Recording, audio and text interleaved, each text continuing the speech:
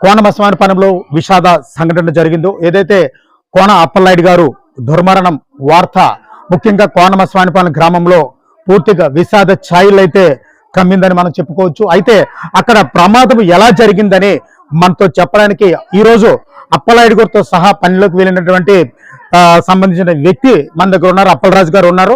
అసలు అక్కడ ఏం జరిగింది, ప్రమాదం ఎలా జరిగింది అనే పూర్తి వివరాలు తెలుసుకునే ప్రయత్నం అయితే మనం చేద్దాం. సార్ చెప్పండి సార్. అటు చూడండి. దువ్వాడ స్టేషన్లో మేము ఆటో పెట్టి అక్కడ ఒక పావుగంటలో భోంచేసి వెంటనే బయలుదేరి 2 టాలీలు వేసామండి. 2 టాలీలు వేస్తుండగా అక్కడ గ్యాప్లు ఫ్యాన్కి గ్యాప్లు ఉన్నాయి. 20 రైలు ఫ్యాన్లు. ఆ గ్యాప్లు కుద్దినందుకు ఒక రైలుని 12 మీటర్ల రైలు తీసుకొని వెళ్తుండగా అక్కడ మాకు బ్యాంకు అడ్డొచ్చి ఫ్యాన్ అడ్డొచ్చి రైలు పక్కన నెట్టలేకపోవడం, ఒక టాలీ తప్పింది. రైలు అంటే ఏంటండి? వాళ్ళకి తెలుస్తుంది.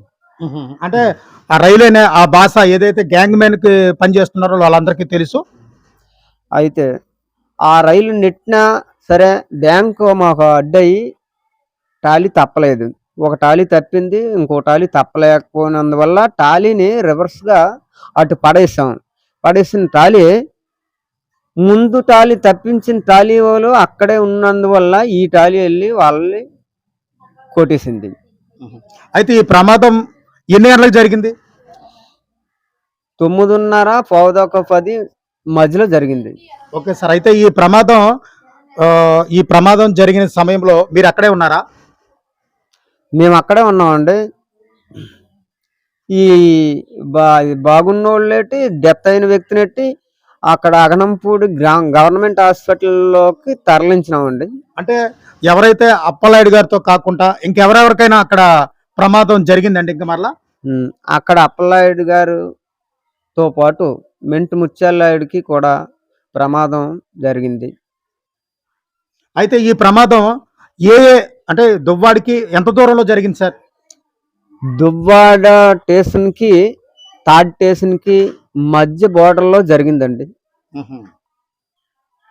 ఓకే. అయితే మనకి పూర్తిగా ఏదైతే అప్పలరాజు గారు చెప్పిన సమాధానం బట్టి చూస్తే ఇది కేవలం అది ఏదో రైలు సమంగా పక్కన పెట్టకపోవడం వల్ల ఈ ప్రమాదం అయితే జరిగిందని ప్రత్యక్ష సాక్షి అయినటువంటి అప్పలరాజు గారు మనకి చెప్పారు. అంతేకాకుండా ఇతనితో పాటు ఇంకో వ్యక్తి కూడా కొద్దిగా స్వల్ప గాయాలతో బయటపడినట్టు కూడా మనకి అప్పలరాజు గారు చెప్పారు. అంతేకాకుండా ఇతనితో పాటు ఇది సుమారు తాడికి అలాగే ఏదైతే తువ్వాడ రైల్వే స్టేషన్ మధ్యలో ఈ ప్రమాదం అయితే జరిగిందని, ఇది దురదృష్టవశాత్తు జరిగింది.